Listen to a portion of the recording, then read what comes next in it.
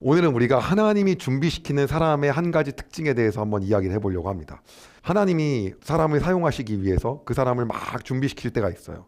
그런데 그때 나타나는 그러한 현상들이 있어요. 정말 다른 현상들이. 오늘 여러분과 그것들을 얘기하려고 하는데요.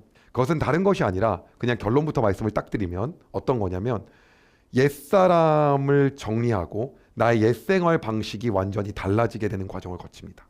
우리가 처음에 하나님께 의롭다 칭함을 받는 거 있잖아요. 의롭다 칭함을 받아갖고 예수님이 우리의 죄를 사해해 주시는 거. 그렇게 딱 되고 나면요, 그 은혜와 감격을 이제 우리가 칭이라고 하는데, 그 과정 이후에는 어떠한 과정을 거치냐면요, 소위 말하는 성화라는 과정을 거칩니다. 그런데 이 성화라는 과정을 통해서 일어나는 일들이 뭐냐면 우리의 옛사람들이 계속해서 벗어지는 거예요. 내가 예전에 이렇게 살았던 나의 모습들이 깎여지고, 예전에 내가 이렇게 살았던 모습들이 또 깎여지고 무너지면서 이 성화의 과정들이 계속 이어지는 겁니다. 그것이 뭐냐면 하나님이 사람을 쓰실 때 준비시키는 그러한 특징들이에요. 그런데 내가 구원은 받았지만 옛사람의 모습과 똑같다고 한다면 그것은 성화의 과정이 전혀 현재 일어나고 있는 것이 아니라고 하는 거예요. 그래서 사도 바울은요, 여러 서신서를 통해서요, 여러 가지 이야기를 하는데요, 이렇게 말을 합니다. 첫 번째입니다. 골로새서 3장 9절에서 10절입니다. 서로에게 거짓말을 하지 마십시오. 이제 과거의 잘못된 삶에서 진정으로 벗어나야 할 때입니다. 하나님이 준비시키고 있을 때 이렇게 한다는 거죠. 여러분의 삶 속에 새로운 삶이 시작되었습니다. 여러분은 새 생활 가운데 더욱더 새로워져 가고 있습니다. 이것은 여러분을 창조하신 그분의 모습을 닮아가는 것입니다. 이 삶 속에서 하나님을 아는 참된 지식이 점점 더 자라날 것입니다. 즉, 이 성화의 과정을 통해서 일어나는 건 어떤 거냐면 하나님을 뭐 한다는 겁니까? 닮아가는 거죠. 닮아가는 모습. 이것이 나타나는 거고요. 하나님에 대해서 지식적으로 뭐 한다는 거예요? 더욱더 알게 된다는 거예요. 이러한 과정들을 거치게 된다는 거죠. 하나님을 닮아가게 되고 지식적으로 알게 되고 이러한 과정들이 이어진다는 거예요. 그런데 이러한 과정들이 우리가 이루어지지 않게 되면요, 계속해서 뭐 하는 겁니까? 예전처럼 똑같이 사는 거예요. 근데 하나님이 준비시키는 사람은 계속해서 다듬어지는 이러한 과정들이 있게 되는 거죠. 그렇기 때문에 놀라운 일들이 일어나요. 갑자기 이런 얘기를 하는 거예요. 이런 얘기 들었잖아요. 왜 술이 맛이 없는지 모르겠어. 왜? 하나님을 닮아가다 보니까요, 그것이 내 삶에 맛이 없어지고 담배가 맛이 없어지기 시작하는 거죠. 친구들끼리의 술자리가 재미가 없어지기 시작하는 거예요. 하나님이 싫어하는 것들을 내가 싫어하게 되고 하나님이 좋아하는 것들을 내가 좋아하는 과정들로 가는 겁니다. 이게 뭐냐면 하나님이 준비시킨 사람의 특징이에요. 그래서요, 에베소서 4장 22절에서 24절은 이렇게 말하고 있습니다. 쉬운 성경입니다. 옛 모습을 벗어버리십시오. 옛사람은 한없는 욕망으로 점점 더 눈이 어두워져 더 악하고 더러운 모습이 될 뿐입니다. 여러분은 마음을 새롭게 하라는 가르침을 들었습니다. 이제는 새 사람이 되어 하나님의 모습처럼 선하고 거룩하게 살아가십시오.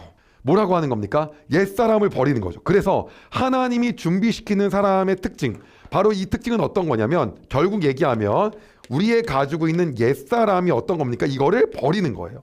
이 과정을 얘기하는 겁니다. 이거를 통해서 하나님께서 원하시는 사람의 모습으로 바뀌어가는 거죠. 이게 점점 우리의 삶 가운데서 일어나는 하나의 포인트들인 거예요.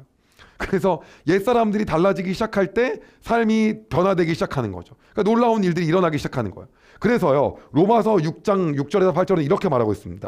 우리는, 쉬운 성경에, 우리의 옛사람이 그리스도와 함께 십자가에 못 박혀 죄의 몸이 무력하게 되었으므로 이제 죄가 없어진 거예요. 죄 의롭다 칭함을 받은 거죠. 우리가 더 이상 죄의 노예가 되지 않는다는 것을 압니다. 그것은 죽은 사람은 죄의 세력에서 해방되었기 때문입니다. 우리가 그리스도와 함께 죽었다면 또한 그리스도와 함께 살아날 것도 믿습니다. 십자가에서 그리스도와 함께 뭐 하는 겁니까? 우리 옛사람은요, 죽은 거예요. 이것이 이러한 사람이 뭐 하는 거예요? 하나님이 준비시킨 사람의 특징이라는 거죠. 어떤 사람이요? 나의 옛사람이 완전히 죽어버린 사람. 제 안에서도 옛사람이 죽어가는 모습들이 일어나고 있어요. 10년 전에 저를 만난 사람과 지금 같이 얘기를 하면 저한테 뭐라고 하냐면 어디 아프냐는 거예요. 왜냐면 예전하고 너무 달라졌다는 거예요. 그게 어떤 거냐면 예전에는 제가 기다려줄 줄도 모르고, 그리고 다 저에 대입해서 하얗고, 열심히 안 사는 사람 같은 경우에는 정죄하고, 왜 열심히 안 사냐? 이제는 그 사람은 그 사람의 길이 있는 거다라고 사람이 바뀌어가는 거죠. 옛날에는 진짜로 자기 중심적인 것들이 많았던 거예요. 그런데 옛사람이 뭐 하는 겁니까? 버려지기 시작하는 거죠. 그것들이 뭐라고 하는 겁니까? 변화되고 있는 모습이죠. 그래서 이러한 성화의 과정들이 우리의 삶 속에서 계속해서 거쳐가는 겁니다. 오늘 여러분의 삶에서 여러분의 삶이 힘들 수 있어요. 근데 힘들다고 한다면 하나님이 지금 뭘 하냐면 여러분을 사용하시기 위해서 여러분을 준비하고 있는 단계라는 겁니다. 그 준비하는 단계에서 나타나는 모습이 뭐냐면 여러분의 옛사람들이 버려지기 시작하는 거예요. 그래서 여러분이 어떠한 상황에서 만약에 그걸 계속 하고 싶다고 한다면 환경적으로 상황적으로 아니라고 끊어버리게끔도 할 거예요. 저도요, 제가 막 하고 싶은 게 있었어요. 뭐 어떤 거냐면 한번 막 돈 버는 얘기를 하고 싶었거든요. 왜냐하면 너무 소상공인 말고 힘들어하는 사람들이 많기 때문에 돈 버는 방법을 알려주려고 막 하고 싶었던 거예요. 그런데 어느 순간 깨닫게 된 거예요. 그 내가 돈 버는 방법 알려주는 게 믿는 사람들과 기도하는 사람들에게 덕이 안 되는 거예요.